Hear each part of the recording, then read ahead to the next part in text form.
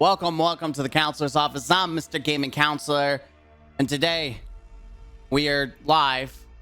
We're gonna make a castle, but we're gonna react to some drama for your mama. That's right. We're gonna check it out while looking for Palworld videos. I found this channel which popped up and piqued my interest. We're gonna react to it. This is gonna be my first live reaction. I'm gonna pause, and then we're gonna kind of give my own opinions about what I think about it. I'm gonna put this on max. Let's go to our react section. Bada bing, bada boom. All right, there we go. And I'm gonna put this up. As you can see in the background, I do have my game going, AFK farming, because we're gonna need as much rock as possible. So let's see how good the sound is. Do my best to organize my thoughts on this because it's such a... He already has music going on, so let's not have ours going. As much as I love music, let's go and see what they got. Really unique situation where, like, I think people want to draw parallels to previous situations where AAA developers have pushed back against... So this is why devs really hate Palworld.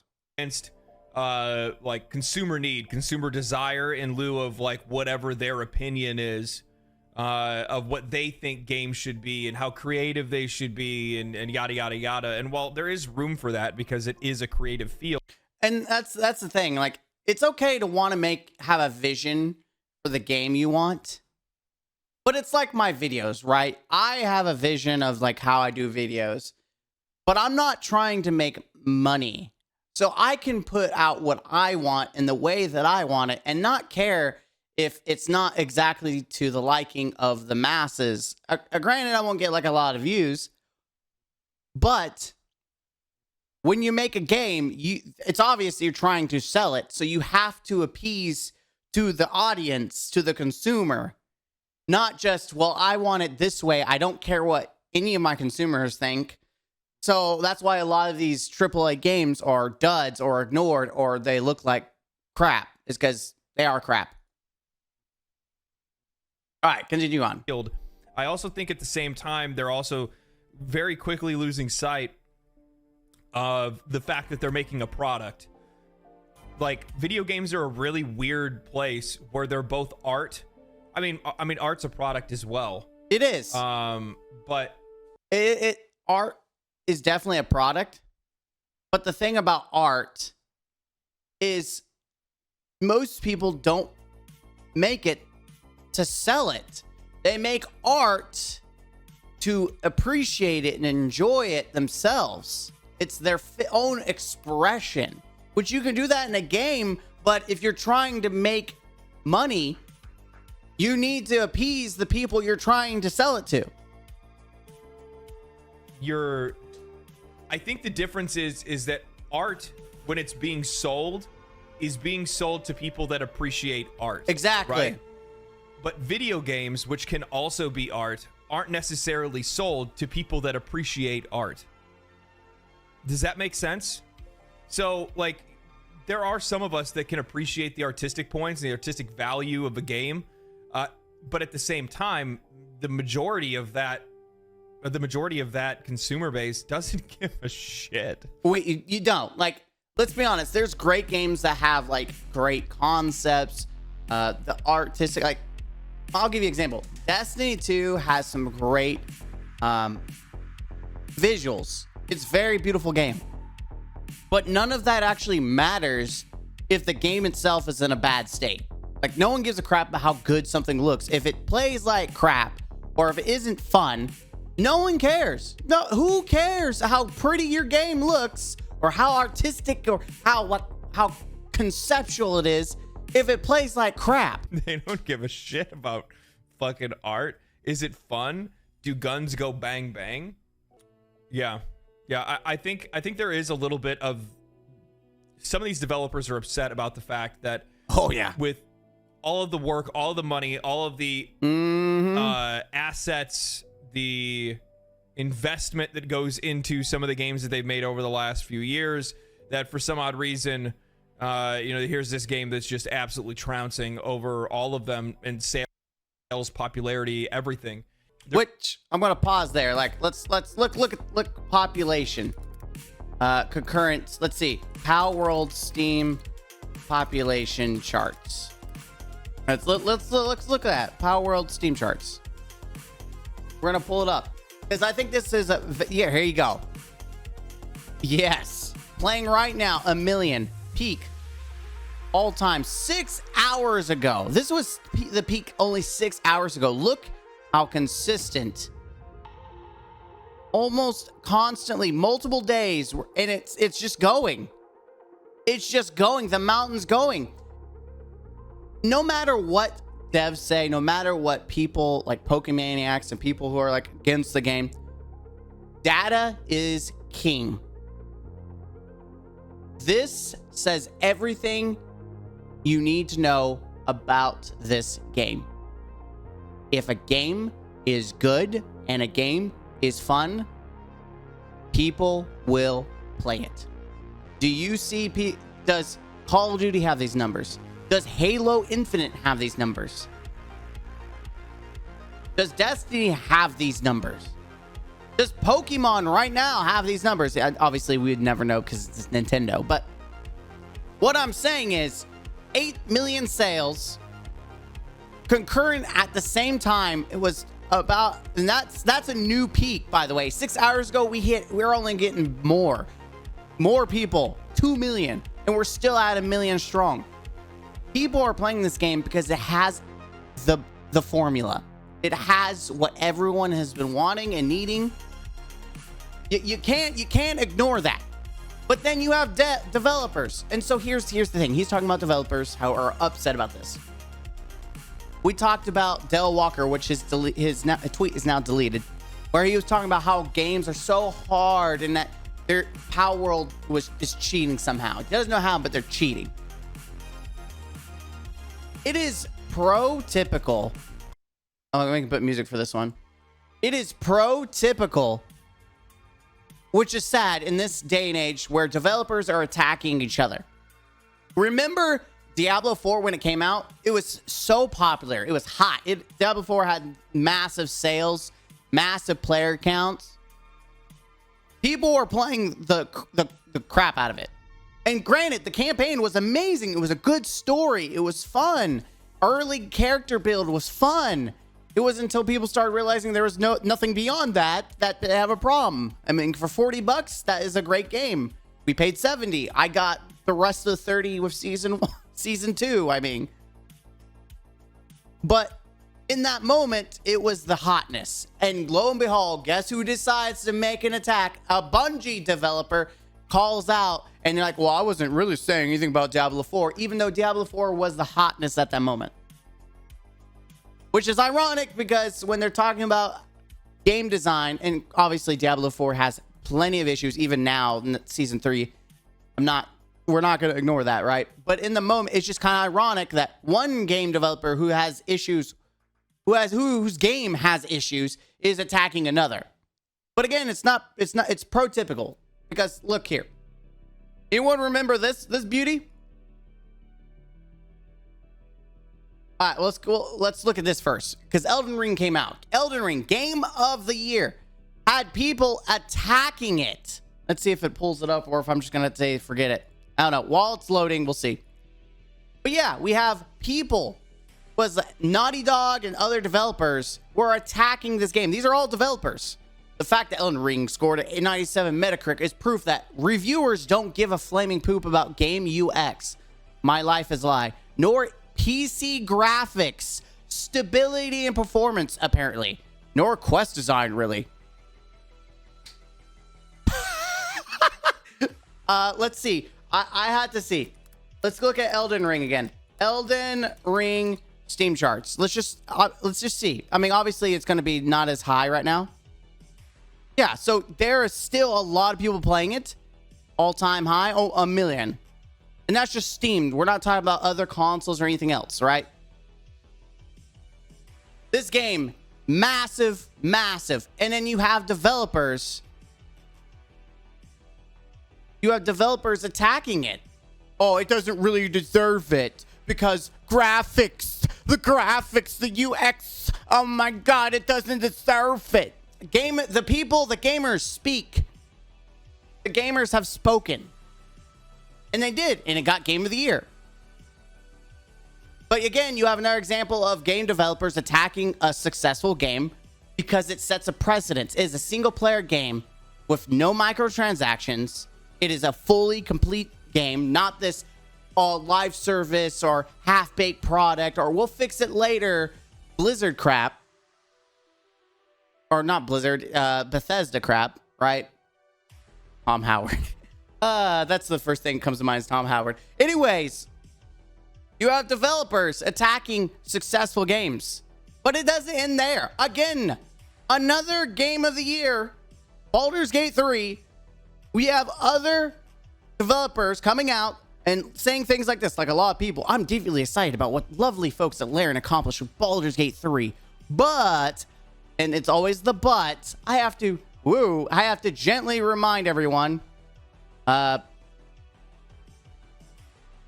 preemptively pushing back against players, taking that excitement and using it to apply criticism or raise standards to RPGs going forward. No, you can't separate game from the process used to build. So let's look at what Laren is. It doesn't matter the process. Maybe you should follow the same process. Like, they're coming up with excuses like, listen, we can't make that our standard. That's not possible. It is possible because someone did it. Elden Ring was an example. Baldur's Gate is an example. Like, let's see how Baldur's Gate did. Another Game of the Year. And this is just Steam. We're not looking at other consoles. We're just looking at Steam. Look at that. Even more than there's more people playing Baldur's Gate than Elden Ring. Great. Obviously, all-time peak wasn't as high. And this is not including sales, by the way. Obviously, this is not sales. We could look at sales later. But just the overall playing at the same time. The hype around it. Baldur's Gate's still going strong. In fact, let's take an example. Let's say Naughty Dog. Because Naughty Dog loves it. The Last of Us remastered, or part 1 Steam charts. Let's look at this. Wow. Del Walker out there attacking other games and barely anyone's playing their game. Imagine that. It is developers like this who do cheap tactics like remakes constantly, like Dead Space and like Resident Evil 4 remake. Like those are like nice because they're old games that were ported forward with nice updated graphics. But you have games like this, like Last of Us. How many times you have to remaster to do a remaster, and then we drop the remaster, just say part 1. But it's the same freaking thing. You know how you keep a game up to date? You put workshop and you let people just mod in the graphics and up to date. You're like, here, we're going to sell you a product. You can mod it to upgrade it. I'm getting off on a tangent, but the point is, these developers that are attacking games like Elden Ring, Baldur's Gate, these successful games that have high population. Like, let's look at Modern Warfare 3 Steam charts. Like a very popular, I wouldn't say popular, but a brand. Okay, that is definitely not what I'm looking for.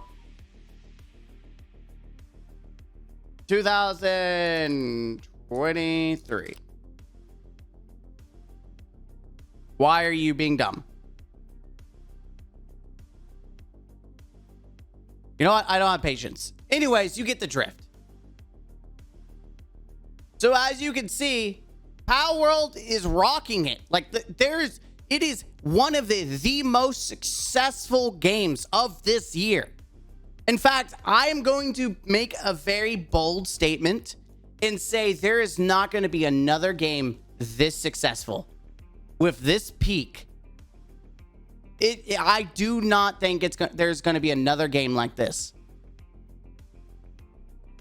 But of course, you're going to have people devs attacking it, like Del Walker from Naughty Dog, people from Ubisoft, because they don't want to set standards. Because again, it's a $30 game with no microtransactions. And even though it's early access, it has more game in it than Diablo 4 or maybe Naughty Dog. I mean, their game comes out. I'll give them credit. Naughty Dog, when they release something that's new, it actually is complete for the most part.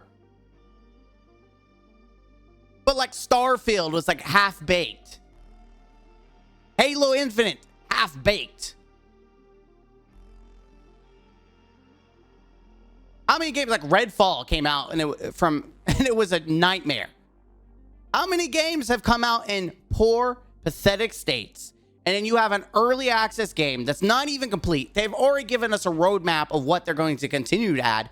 It has room to massively grow, and it is there.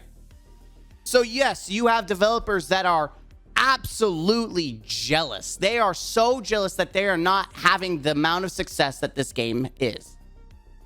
And it is absolutely like low-key pathetic that we're having high school level drama. Like, I didn't realize how toxic